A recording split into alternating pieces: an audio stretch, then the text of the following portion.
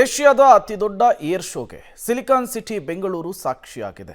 ಈ air show 4ನೇ ದಿನಕ್ಕೆ ಕಾಲಿಟ್ಟಿರುವಂಥದ್ದು. ಇವತ್ತು ಮತ್ತು ನಾಳೆ ಸಾರ್ವಜನಿಕರಿಗೆ ಏರ್ ಶೋನ ವೀಕ್ಷಣೆಗೆ ಅವಕಾಶವನ್ನು ಕಲ್ಪಿಸಿಕೊಡಲಾಗ್ತಾ ಇದೆ. ಹಾಗಾಗಿ ಇವತ್ತು ಕೂಡ ಏರ್ ಶೋ 2 ಪ್ರದರ್ಶನ ಇರುತ್ತೆ. ದೊಡ್ಡ ಮಟ್ಟದಲ್ಲಿ ಜನ ಸೇರುವಂತಹ ಸಾಧ್ಯತೆ ಇರುತ್ತೆ. 4ನೇ ದಿನಕ್ಕೆ ಬೆಂಗಳೂರಿನ ಏರ್ ಶೋ ಕಾಲಿಟ್ಟಿರೋದ್ರಿಂದ ಸಹಜವಾಗಿಯೇ ದೊಡ್ಡ ಮಟ್ಟದ ಜನ ಆಗಮಿಸ್ತಾ ಇರುವಂಥದ್ದು. ಪ್ರಮುಖವಾಗಿ ಬಳ್ಳಾರಿ ರಸ್ತೆ ಫುಲ್ ಟ್ರಾಫಿಕ್ ಜಾಮ್ ಆಗಿದೆ. ಸಾರ್ವಜನಿಕರು ಪರದಾಟ ನಡೆಸಬೇಕಾದಂತಹ ಪರಿಸ್ಥಿತಿ ನಿರ್ಮಾಣವಾಗಿದೆ. ಸಾರ್ವಜನಿಕರಿಗೆ ಅವಕಾಶ ಕೊಟ್ಟಿರೋದ್ರಿಂದ ದೊಡ್ಡ ಮಟ್ಟದ ಜನ ರಾಜ್ಯದ ಮೂಲೆ ಮೂಲೆಯಿಂದ ಈ ಏರ್ ಶೋಗೆ ಬರ್ತಾ ಇದ್ದಾರೆ. ಅದರ ಪರಿಣಾಮವನ್ನು ನೀವು ಗಮನಿಸ್ತಾ ಇದ್ದೀರಿ. ಯಾವ ರೀತಿಯ ಟ್ರಾಫಿಕ್ ಜಾಮ್ ಉಂಟಾಗಿದೆ ಅಂತ ಹೇಳಿ. ಕಿಲೋಮೀಟರ್ ಗಟ್ಟಲೆ ಟ್ರಾಫಿಕ್ ಜಾಮ್ ಉಂಟಾಗಿದೆ. ಯಲಹಂಕ ಸುತ್ತಮುತ್ತ ಕೂಡ ಇದೇ ರೀತಿಯ ಟ್ರಾಫಿಕ್ ಜಾಮ್ ಉಂಟಾಗಿರುವಂಥದ್ದು. ಸಾಲುಗಟ್ಟಿ ವಾಹನಗಳು ನಿಂತಿರೋದನ್ನು ಗಮನಿಸ್ತಾ ಇದ್ದೀರಿ. ಈ ಟ್ರಾಫಿಕ್ ಕ್ಲಿಯರ್ ಆಗೋದಕ್ಕೇ ಹತ್ತತ್ರ 2-2.5 ಗಂಟೆ ಬೇಕಾಗುತ್ತೋ ಏನು, ಆ ಪ್ರಮಾಣದಲ್ಲಿ ವಾಹನಗಳು ಜಮಾವಣೆ ಆಗಿರುವಂಥದ್ದು. ವೀಕ್ಷಕರಿಗೆ ಅವಕಾಶವನ್ನು ಕೊಟ್ಟಿರೋದ್ರಿಂದ, ಸಾರ್ವಜನಿಕರಿಗೆ ವೀಕ್ಷಣೆ ಮಾಡಲಿಕ್ಕೆ ಅವಕಾಶ ಕೊಟ್ಟಿರೋದ್ರಿಂದ ದೊಡ್ಡ ಮಟ್ಟದಲ್ಲಿ ಜನ ಬಂದೇ ಬರ್ತಾರೆ. ಸಹಜವಾಗಿಯೇ ಈ ರೀತಿಯ ಟ್ರಾಫಿಕ್ ಜಾಮ್ ಉಂಟಾಗುತ್ತೆ. ಈ ರೀತಿಯ ಟ್ರಾಫಿಕ್ ಉಂಟಾಗಬಾರ್ದು ಅಂಥೇಳಿ ಬದಲಿ ಮಾರ್ಗದ ವ್ಯವಸ್ಥೆಗಳನ್ನೆಲ್ಲ ಟ್ರಾಫಿಕ್ ಪೊಲೀಸರು ಮಾಡಿಕೊಂಡಿದ್ರು. ಬಟ್ ಜನ ದೊಡ್ಡ ಮಟ್ಟದಲ್ಲಿ ಬಂದಂತಹ ಸಂದರ್ಭದಲ್ಲಿ ಈ ಟ್ರಾಫಿಕ್ ಸಾಮಾನ್ಯವಾಗಿ ಆಗುತ್ತೆ. ಮತ್ತಷ್ಟು ಡೀಟೇಲ್ಸನ್ನು ಕೊಡ್ತಾರೆ ಅರುಣ, ನೇರ ಸಂಪರ್ಕದಲ್ಲಿ ಜಾಯ್ನ್ ಆಗಿದ್ದಾರೆ. ಅರುಣ, 4ನೇ ದಿನದ ಏರ್ ಶೋ ಇವತ್ತು ಮತ್ತು ನಾಳೆ ಸಾರ್ವಜನಿಕರಿಗೂ ಕೂಡ ಅವಕಾಶ ಇರುತ್ತೆ ವೀಕ್ಷಣೆ ಮಾಡೋದಕ್ಕೆ. ಹೇಗಿದೆ ಟ್ರಾಫಿಕ್ ಜಾಮು, ಏನೆಲ್ಲ ಬೆಳವಣಿಗೆಗಳಾಗ್ತಾ ಇದೆ ಸದ್ಯಕ್ಕೆ ನೀವಿರುವಂತಹ ಸ್ಥಳದಲ್ಲಿ ಅಂತ ಹೇಳಿ? ಎಸ್ ಪ್ರೇಮ್, ಇವತ್ತು 4ನೇ ದಿನದ ಏರ್ ಶೋ ಇದೆ. ಜೊತೆಗೆ ಸಾರ್ವಜನಿಕರಿಗೂ ಕೂಡ ಇವತ್ತು ಹಾಗೂ ನಾಳೆ ಅವಕಾಶವನ್ನ ಕಲ್ಪಿಸಲಾಗಿದೆ. ಈ ನಿಟ್ಟಿನಲ್ಲಿ ಯಲಹಂಕ ವಾಯುನೆಲೆಗೆ ಲಕ್ಷಾಂತರ ಜನ ಬರುವಂತಹ ನಿರೀಕ್ಷೆ ಕೂಡ ಇದೆ. ಹೀಗಾಗಿ ಯಲಹಂಕ ಸುತ್ತಮುತ್ತ ನೋಡಬಹುದಾಗಿದೆ, ನೀವು ಇಲ್ಲಿ ಹೆಬ್ಬಾಳದಿಂದ ಹಿಡಿದು ಏರ್ಪೋರ್ಟ್ ರೋಡ್ ಅಂದ್ರೆ ಬಾಗ್ಲೂರ್ವರೆಗೂ ದೊಡ್ಡ ದೊಡ್ಡದಾಗಿರ್ತಕ್ಕಂತಹ ಜಾಮ್ ಇರೋದನ್ನ ಕೂಡ ಕಾಣಬಹುದಾಗಿದೆ. ಸಾವಿರಾರು ಸಂಖ್ಯೆಯಲ್ಲಿಯೂ ಕೂಡ ವಾಹನಗಳು ಬರ್ತಕ್ಕಂತಹ ದಟ್ಟಣೆಯನ್ನ ಕೂಡ ಕಾಣಬಹುದಾಗಿದೆ.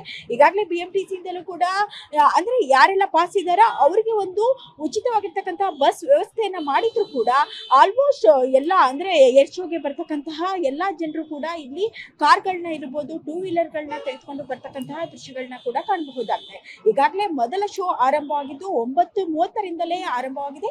ಇನ್ನು 2ನೇ ಶೋ ಕೂಡ 2:15 ಕೂಡ ಆರಂಭವಾಗ್ತಾ ಇದೆ. ಈ ನಿಟ್ಟಿನಲ್ಲಿಯೂ ಕೂಡ ಸಾಕಷ್ಟು ಸಂಖ್ಯೆಯಲ್ಲಿಯೂ ಕೂಡ ಜನ ಬರ್ತಾ ಇದ್ದಾರೆ.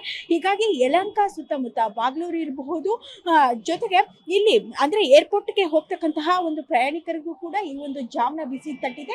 ಜೊತೆಗೆ ಚಿಕ್ಕಬಳ್ಳಾಪುರ ಇರ್ಬೋದು, ಶಿಡ್ಲಘಟ್ಟ ಇರ್ಬೋದು, ಹೀಗೆ ಸಾಕಷ್ಟು ಸಂಖ್ಯೆಯಲ್ಲಿಯೂ ಕೂಡ ಬೇರೆ ಬೇರೆ ಊರುಗಳಿಗೆ ಹೋಗ್ತಕ್ಕಂತಹ ಜನರು ಇರ್ಬೋದು.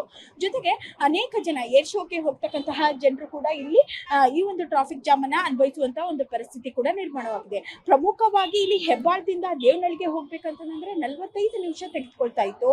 ಆದ್ರೆ ಇವಾಗ 1 ಅವರ್ 2 ಅವರ್ ಆದ್ರೂ ಕೂಡ ಹೋಗ್ತಾ ಇಲ್ಲ. ಸುಮಾರು 15ರಿಂದ 20 ನಿಮಿಷಗಳ ಕಾಲ ಇದೇ ರೀತಿಯಾಗಿರ್ತಕ್ಕಂತಹ ಜಾಮ್ ಅನ್ನ ಕೂಡ ಕಾಣಬಹುದಾಗಿದೆ. ಇನ್ನು ಪಕ್ಕದಲ್ಲಿ ಇಲ್ಲಿ ವಿಐಪಿಗಾಗಿ ಒಂದು ಸಪರೇಟ್ ಆಗಿರ್ತಕ್ಕಂತಹ ಎಂಟ್ರಿಯನ್ನ ಮಾಡಿದ್ದಾರೆ.